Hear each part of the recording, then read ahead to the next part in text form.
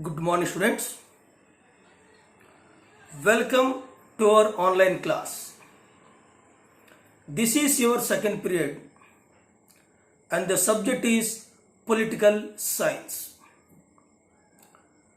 Students, in the previous period, we have started a new topic called the Naxalite movement. I have given a general and brief description of that movement. But today, through this video, I once again start the same topic. We will read the same topic in a detailed way. Then we will move on two more topics. One is the railway strike of 1974.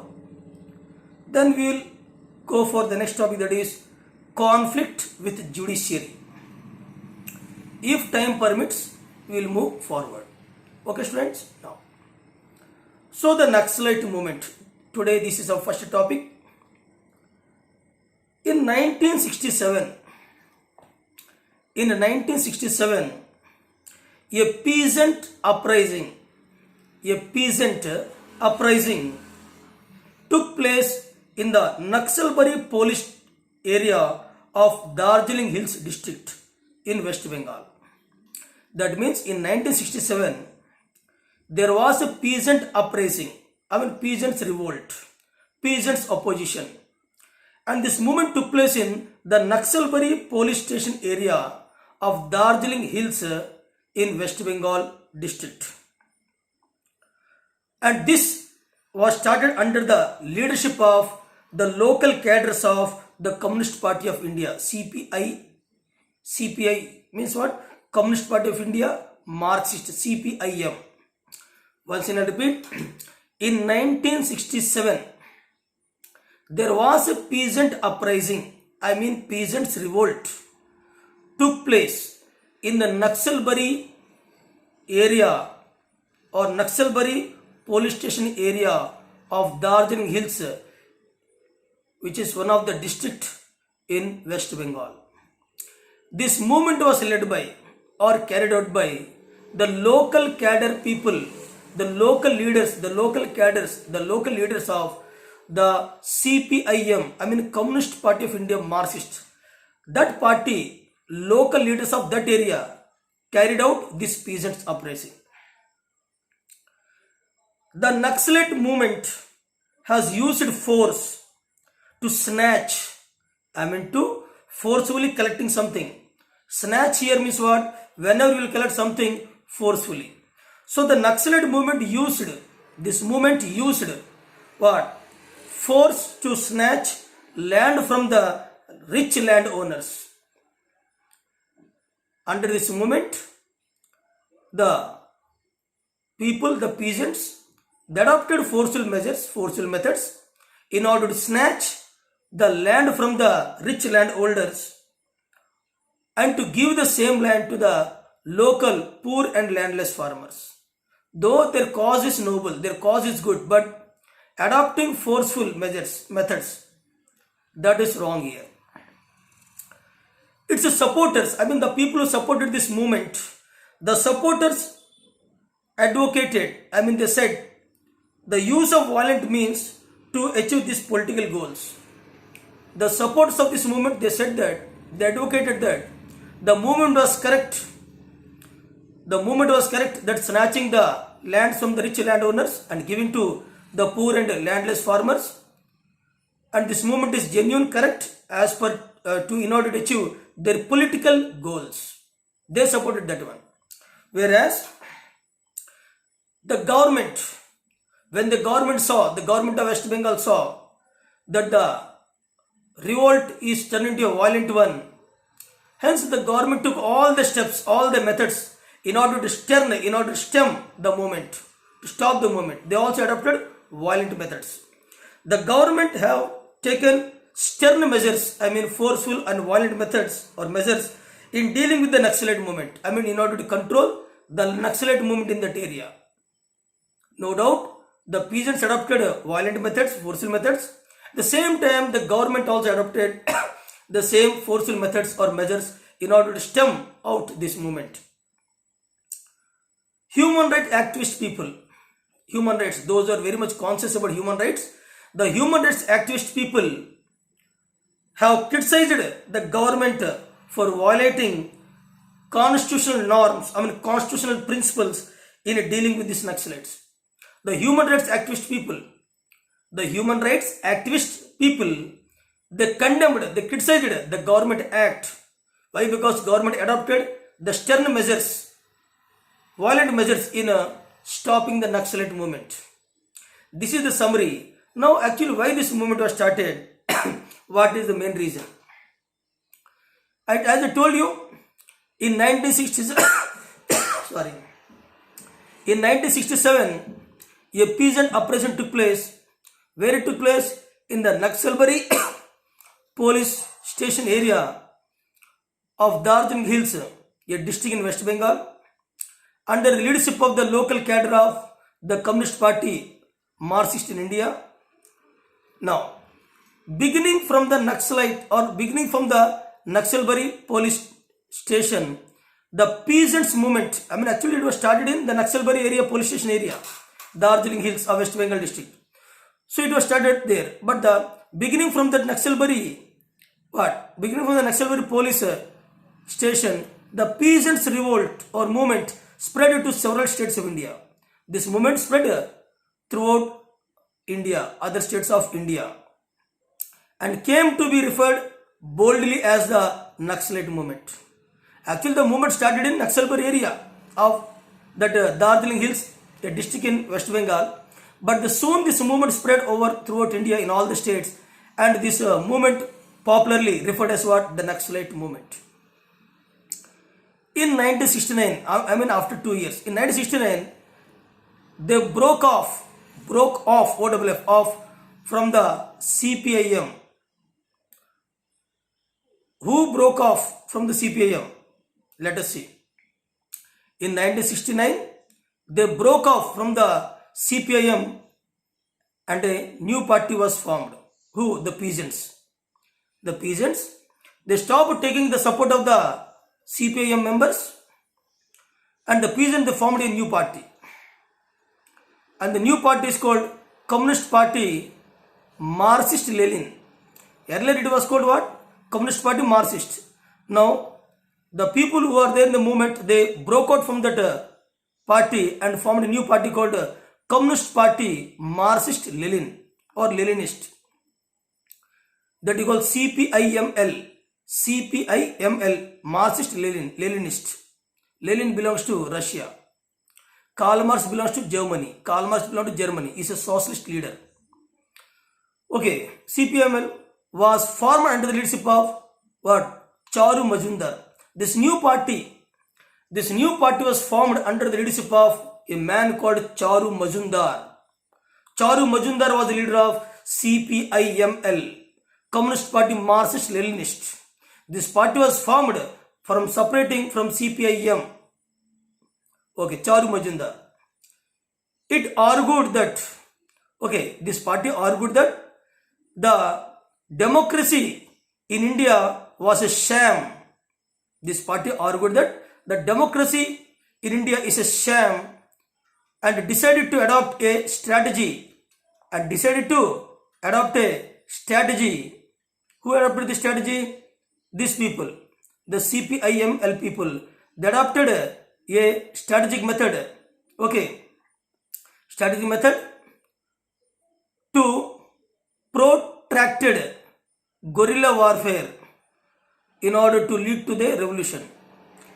These people, this Communist Party Marxist Leninist, these people, leader was Charu Majumdar, as I told you, and he argued that the democracy in India is a sham and decided to adopt a strategy, a method of what? Protracted warfare, guerrilla warfare, in order to lead to the revolution.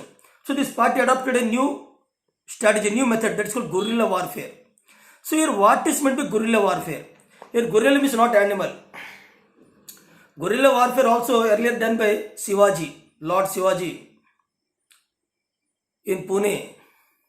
Guerrilla warfare means what? sudden attack on the enemies when the enemy is helpless. Sudden attack on the enemies when the enemies were helpless movement. Especially these movements were carried out during night time. Alluri Sitaram Raju, you have studied in class 10th. He also adopted guerrilla warfare with the help of the tribal people. So guerrilla warfare is nothing but it's a strategy, it's a method of warfare. And whenever the enemy is helpless, at the time there was a sudden attack. And especially these attacks were done during night time. The Naxalite movement has used force to snatch land from the rich owners. Why this movement was carried out? By the peasants, in order to snatch the land from the rich landowners and to distribute the land to the needy and poor and the landless farmers. Its supporters, I told you, its supporters advocated that what? The use of violent means to achieve their political goals. Why they adopted violent methods? In order to achieve their political goals. So some of the supporters of this movement, Naxalite movement, they advocated, they said that the movement was correct and genuine in adopting the violent methods, forceful methods, in order to achieve their political goals. In spite of the use of what? Preventive detention. Preventive detention is what? Arresting the people beforehand, thinking that he will harm the peace and harmony. So preventive detention means what? Arresting some leaders in advance, thinking that he will cause some harm to the peace and harmony. So in spite of the use of preventive detention and other strong measures adopted by the West Bengal government, run by the Congress party. At that time in West Bengal also Congress party was there. So the Congress party beforehand arrested some of the leaders of this party, CPIML party leaders, thinking that these leaders will cause some problems to the peace and harmony of West Bengal, in the West Bengal. So at the time the Congress government was there in West Bengal, so the government arrested some of the leaders as a method of preventive detention, arrest. The Naxalite movement did not come to an end. Even though the leaders arrested, the movement did not come to an end. And in later years, after some years, it spread to many other parts of the country. This movement, with the arrest of the leaders, this movement does not come to an end. However, this movement spread in later years, this movement spread in other parts of India, of the country. The Naxalite movement has by now, splintered. I can say splintered. The Naxalite movement by now splintered into various partisan organizations. This movement splintered into various partisan organizations. Some of these parties like CPIML, that's a liberation, participate in the open and democratic politics. Now presently about 75 districts, in 9 states, 75 districts in 9 states are affected by Naxalite violence. 75 districts and in 9 states. So at present in 9 states and 75 districts are affected by this Naxalite movement or Naxalite violence. Most of these are very backward areas inhabited by Adivasis. That means these 9 states are mostly Adivasi states where tribal people are more. Presently these Naxalite movements are also carried out. Now and then also these movements are taking place. These Naxalite movements are carried in 75 districts of 9 states, and these states are mostly inhabited by the Adivasis, tribal people. In the areas, the sharecroppers means what? As I told you, Champaran district, sharecroppers who are working in fields growing indigo as forced by the British planters. So in these areas, these Naxalite areas, these 9 states, 75 districts, in these areas, the sharecroppers under tenants means what? Who are working under others' land. Suppose I am not having land, I am working under some other person's land. That is. So in this area, the sharecroppers under tenants and small cultivators are denied means not given, denied their basic rights with regard to security of tenure of their share in produce. Suppose I am working in your field, agricultural land. You are the owner of the land. I am the tenant. So there should be some agreement between you and me, between the owner and the tenant. Otherwise, the owner, whenever, at any time, he can remove this person from his land. At that time, where this tenant will go? So there should be some agreement between tenants and landowners. Moreover, the share of production should be mentioned, 50% or 40-60%, whatever it may be, percentage. The percentage of crop sharing should be mentioned in advance. But it's not like that in the states. Many tenants, many sharecroppers, many small landowners, small farmers, they suffered a lot. Why? Because the rights are being denied. The rights are being denied by the owners. The owners, anytime, due to fancy, they removed these tenants from their lands and they never gave their genuine share also. Forced labor, जबरदस्ती काम करवाना, forced labor, okay, exploration, forced labor, exploration of resources by outsiders. One is forced labor is there. Other thing is what? Outsiders coming into that forest area and exploiting their resources. Outsiders and exploitation by money lenders. Money lenders also cheating and exploiting these small farmers, tenants and other people. And exploitation by money lenders are also common in these areas. So in all these 9 states, the sharecroppers, the tenants, the small farmers, the rights have been denied. The owners of the landowners are exploited these tenants at any time. There is no fixed crop distribution between these two people. These sharecroppers and tenants are working hard and producing food grains, but the genuine share was not given to them. Moreover, some outsiders people entered into these areas and they got control over the forest resources. Moreover, money lenders also cheating a lot to these people in these areas, in all these 9 states. These conditions led to the growth of Naxalite movement again. These conditions, this exploitation was disliked. This exploitation was disliked by the people, particularly tenants, small farmers, sharecrop holders, all this. So they disliked this attitude. Hence, once again, they started the Naxalite movement. Generally, Naxalite people, they are fighting for the rights. They are fighting for the rights. They are fighting for genuine cause. But the only thing is they adopted what? Violent methods. Government have taken stern measures, forceful, strong measures in order to control the Naxalite movement, not only in the Naxalbari area of the Darjeeling Hills in West Bengal district, but also in other states also recently. When the government adopted these stern measures, then the human rights activist people, they condemned, they criticized the government's attitude, the West Bengal Congress government attitude in solving and controlling the Naxalite movement, in stopping the Naxalite movement. So human rights activist people have criticized the Congress government of West Bengal at the time, who adopted stern measures in controlling the Naxalite movement. Okay. Now, at the same time, many Naxalites were killed.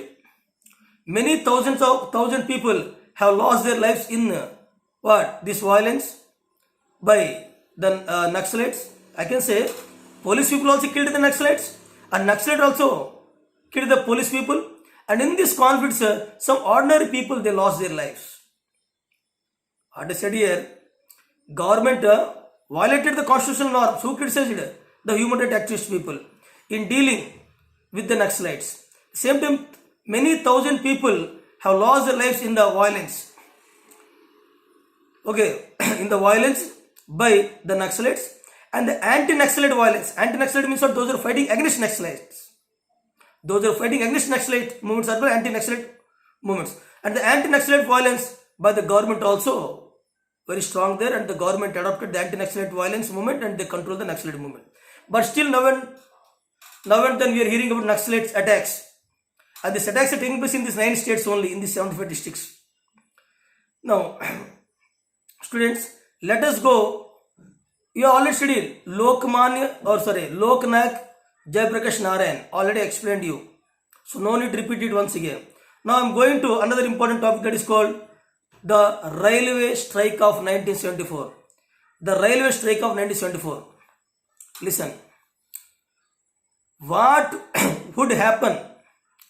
What would happen when the railways stop running? What would happen when the railways stop running? We are facing in the lockdown, how much problem we are facing? During this lockdown, when the means of transport is stopped, inter-district and interstate or within the country, lot of problems we faced. Somebody is telling you, what would happen when the railways will stop? I mean, the transportation of goods and services will be stopped. When the transport and goods and services will be stopped, then the prices of the essential goods will increase.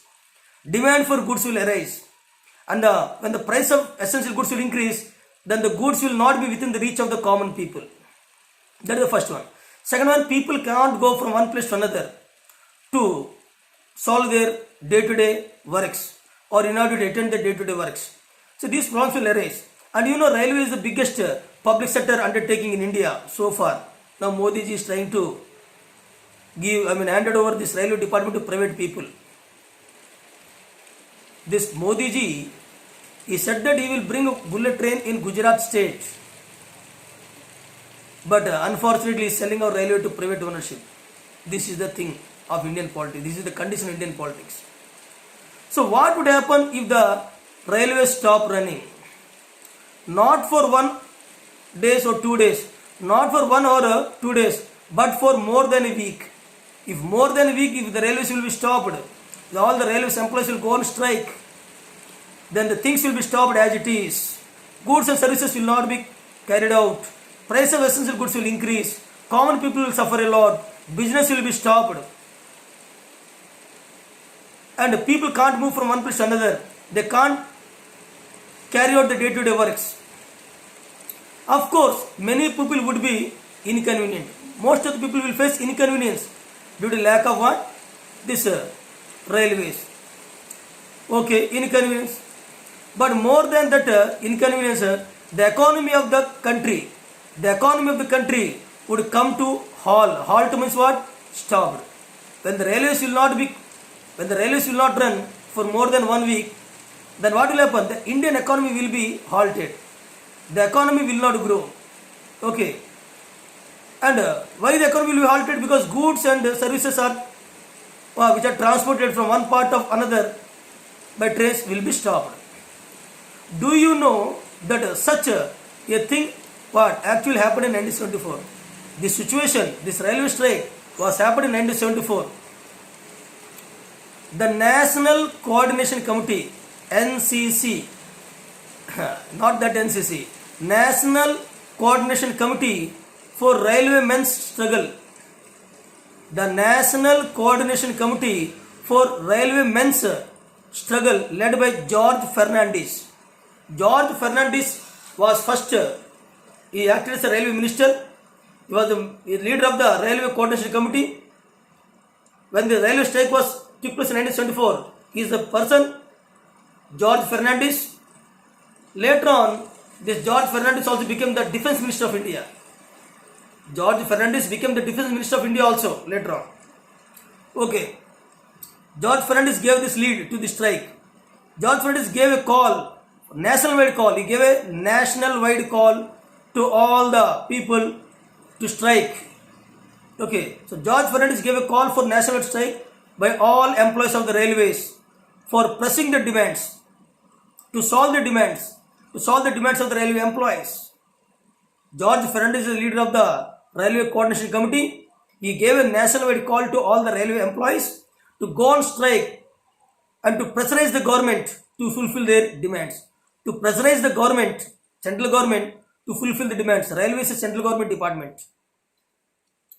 So the employees of India's largest public sector, DAS is the largest public sector undertaking in India, railways. So the employees of this largest public sector undertaking, railway department, okay, underwent on a strike. They went on a strike in May 1974.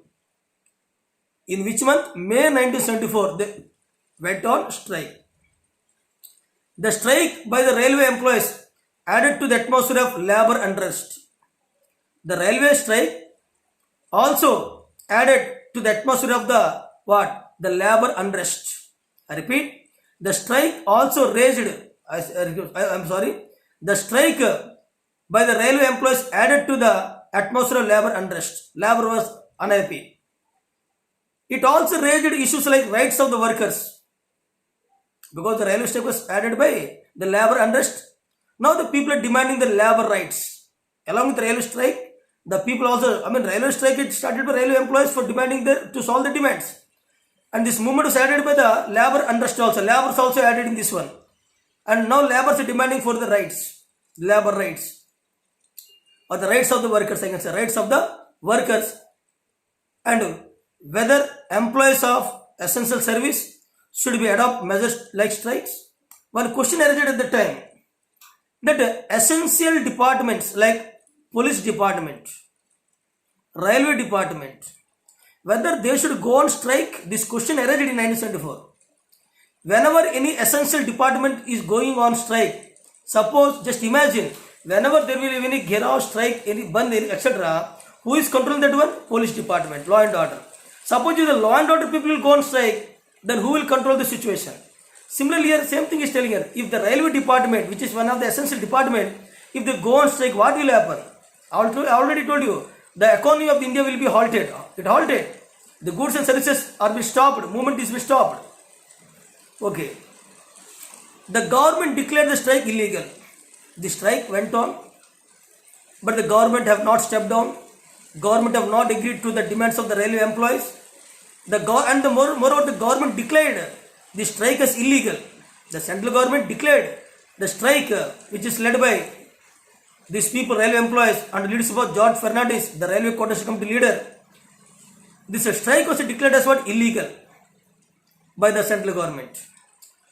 Why? Because they have not informed the government in advance. Whenever you are going for a strike, you should inform the government that on so and so date we are going on strike, please find out the alternatives. Such information not said beforehand. All of a sudden they are given the strike. Hence the government declared this strike is illegal. Moreover, because why? Because this is the essential department. If it is stopped, the economy will be halted. As the government refused to concede the demands of the strike workers. Moreover, the government of India also declared that we will not listen, we will not solve, we will not agree for the demands of the railway employees. The demands are not genuine. Those demands are not genuine, we will not agree.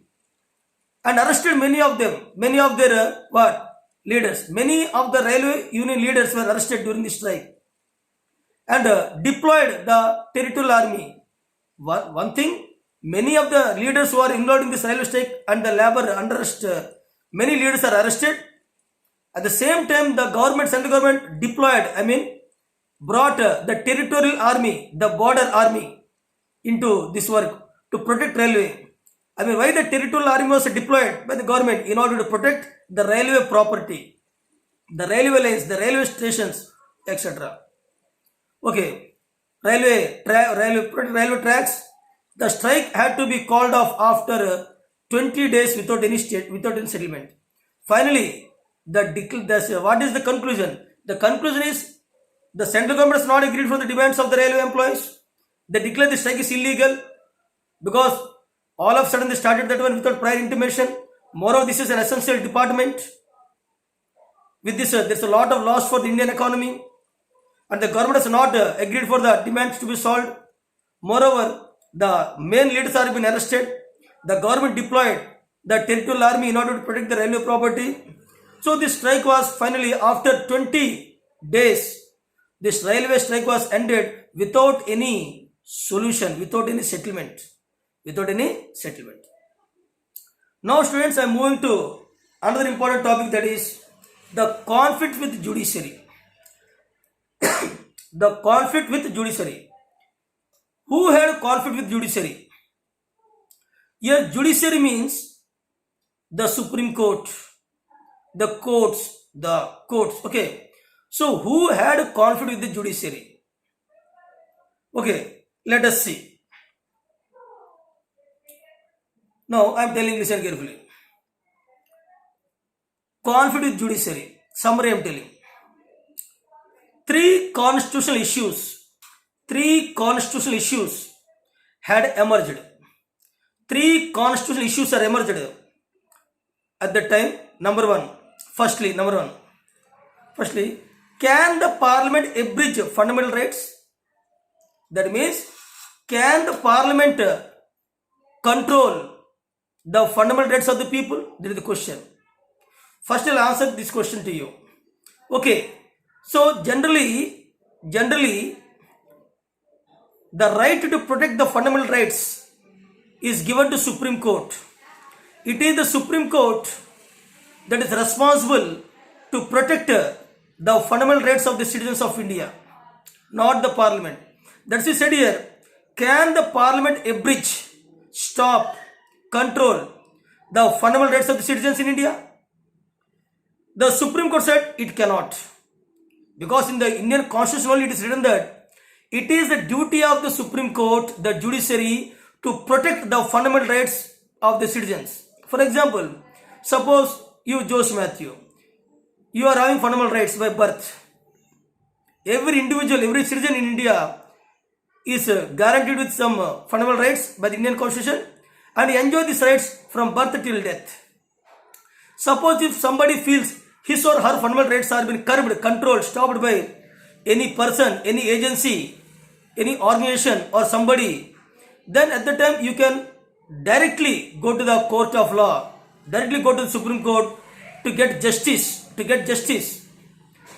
So with this you come to know that the protection of fundamental rights should be done by the Supreme Court, not by the Parliament. So here who is doing this one? Parliament. So that's why there is a question: who have the right to protect fundamental rights? Parliament or Supreme Court? So my answer is, and the textbook answer is Supreme Court, not the Parliament. But what happened? Let us see. The second constitutional issue that raised at that time was: can the Parliament curtail the right to property by making an amendment? Can the Parliament curtail the right to property by making an amendment? Actually, right to property, students, you all know at present there are 6 fundamental rights are there. Okay, we are telling right to education also added in the fundamental right. Okay, right to education also added in the fundamental right. But generally, in our textbooks, there are 6 fundamental rights are there at present, which are enjoyed by every individual, every citizen of India without any discrimination on the basis of caste, creed, religion, etc. etc. But earlier, earlier before 1978, I'm telling, before 1978, this fundamental right is also one of the right to property is also one of the fundamental right. Right to property is one of the fundamental right.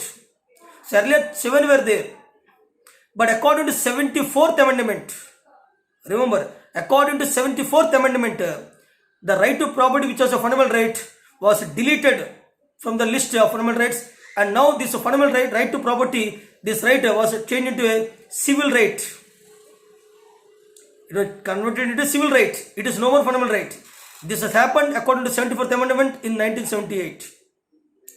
So here he is asking, the second constitutional issue was: can the Parliament curtail the right to property by making an amendment?